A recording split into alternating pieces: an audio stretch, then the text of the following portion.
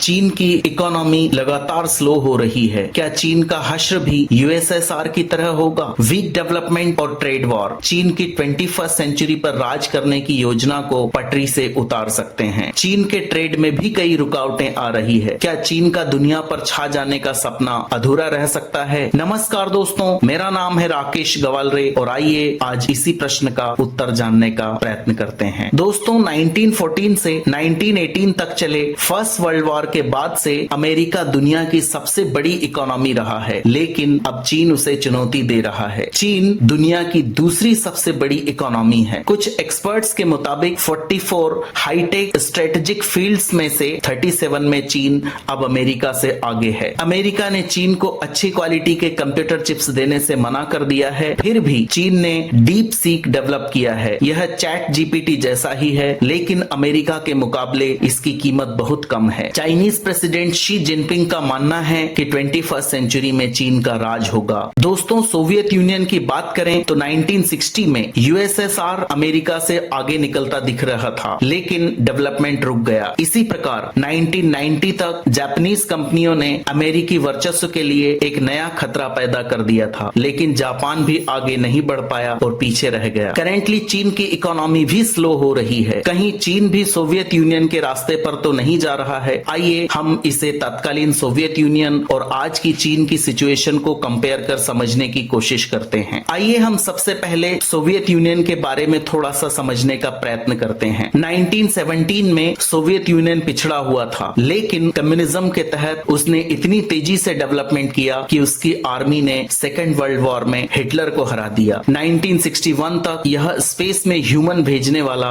पहला देश बन गया। उस समय यूएसएसआर इतना कॉन्फिडेंट था कि तत्कालीन यूएसएसआर के प्राइम मिनिस्टर निकिता क्रुश्चेव ने कैपिटलिस्ट कंट्रीज को चेतावनी दी थी कि हम तुम्हें दफना देंगे। 1930 के डिकेड के रिसेशन में कैपिटलिज्म लगभग खत्म होने की कगार पर दिख रहा था, लेकिन 1960 के बाद सोवियत यूनियन की डेवलपमेंट की रफ्तार धीमी हो गई और रुक गई। अंततः 25 दिसंबर 1991 को यूएसएसआर कोलैप्स हो गया। आइए सोवियत यूनियन और चाइना के डेवलपमेंट मॉडल को कंपेयर करते हैं। 1917 के बाद सोवियत यूनियन ने लोगों को एग्रीकल्चर से इंडस्ट्री में शिफ्ट करके तेजी से डेवलपमेंट किया। इंडस्ट्रीज की प्रोडक्टिविटी बढ़ने लगी। हैवी इंडस्ट्रीज, कम्युनिकेशन और ट्रांसपोर्ट में प्रोडक्शन बढ़ने लगा। इससे यूएसएसआर का एक्सपोर्ट बढ़ा। एज अ रिजल्ट यूएसएसआर के पास वेल्थ इकट्ठी होने लगी, लेकिन यह काफी हद तक एक्सपोर्ट ड्रिवन इकोनॉमी थी। दोस्तों, सेम मॉडल चीन का भी दिखाई देता है। चीन में भी 1971 के बाद से इंडस्ट्रियलाइजेशन बहुत रैपिडली हुआ है। बड़ी बड़ी इंडस्ट्रीज लगी, प्रोडक्टिविटी बढ़ी और आज दुनिया का 20% एक्सपोर्ट शेयर चीन के पास है। यह भी एक एक्सपोर्ट ड्रिवन मॉडल ही कहा जाएगा। आइए हम यूएसएसआर के फॉल के रीजंस और चाइना की करंट सिचुएशंस को कंपेयर करने की कोशिश करते हैं। सबसे पहले इकोनॉमिक कंपैरिजन देखते हैं। 1960 तक सोवियत यूनियन में लोगों को एग्रीकल्चर से बाहर निकालने की प्रोसेस समाप्त हो गई थी। प्रोडक्टिविटी बुरी तरह गिरने लगी। पाल क्रुगमैन के अनुसार in the long term productivity is not everything but almost everything, यानी लॉन्ग टर्म में प्रोडक्टिविटी ही सब कुछ नहीं है, लेकिन लगभग सब कुछ है। यूएसएसआर में प्रोडक्शन के अभाव में इकोनॉमिक एक्टिविटी गिरने लगी। एक्सपोर्ट धीरे धीरे कम पड़ने लगा, जिससे इकोनॉमी कमजोर होती गई। इसका कंपेयर अगर हम चाइना से करें तो कोविड-19 के बाद से चीन का एक्सपोर्ट भी काफी प्रभावित हुआ है। चीन का एक्सपोर्ट आज 2025 में भी उस स्थिति में नहीं पहुंचा जैसा कि वह 2019 से पहले हुआ करता था। इसके अलावा अमेरिका ने ट्रेड वॉर भी छेड़ रखा है, जो लगातार चाइनीज इकोनॉमी को डैमेज कर रहा है। चाइनीज इकोनॉमी लगातार स्ट्रेस का सामना कर रही है। आइए हम दूसरे बिंदु यूएसएसआर के चेरनोबिल डिजास्टर और चाइना के कोरोना वायरस को कंपेयर करते हैं। 26 अप्रैल 1986 को चेरनोबिल डिजास्टर हुआ, जिससे रेडियो एक्टिव रेडिएशंस हिरोशिमा पर गिराए गए बम से 400 टाइम्स अधिक थी। शुरू में सोवियत गवर्नमेंट ने दुनिया से इस डिजास्टर की खबर को छुपा दिया, लेकिन जल्द ही सच्चाई सामने आ गई और गवर्नमेंट ने अपने स्टेट्स और बाकी दुनिया की नजरों में अपना भरोसा और वैलिडिटी खो दी। दोस्तों, चीन ने भी कोरोना वायरस वायरस के समय काफी हद तक ऐसा ही किया है। 2019 में जब कोरोना वायरस आया तो चीन ने शुरुआत में दुनिया से इसे छुपा दिया। कई मौतें हुई तथा इकोनॉमी को बहुत हैवी लॉस हुआ। दुनिया का चीन ने बहुत अधिक नुकसान किया। यदि समय रहते दुनिया को यह पता चल जाता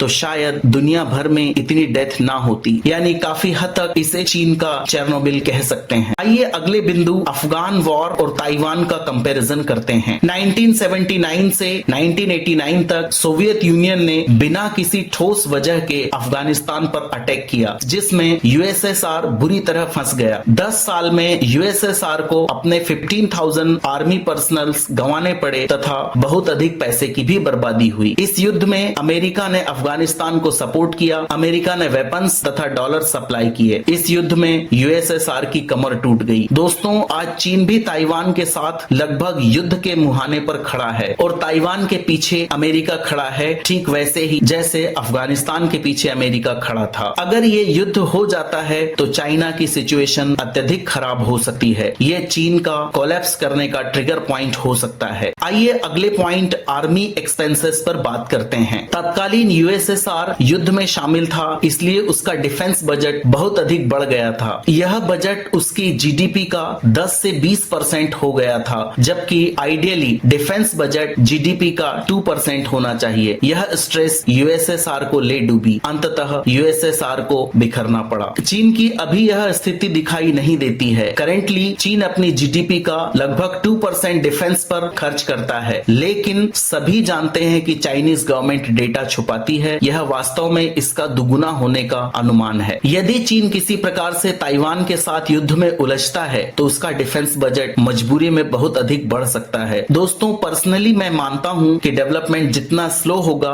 उसका डिक्लाइन भी उतना ही स्लो होगा। जल्दी और हड़बड़ी में डेवलपमेंट जल्दी होगा, लेकिन उसका फाउंडेशन वीक होगा जो कभी भी गिर सकता है। भारत का डेवलपमेंट जरा स्लो है, लेकिन फाउंडेशन मुझे तो काफी मजबूत दिखाई देता है। तो दोस्तों, ये था पूरा एनालिसिस। अपना ध्यान रखिए, सुपरफिशियल ज्ञान देखते रहिए, मेरे चैनल को सब्सक्राइब कीजिए। जय हिंद, जय भारत।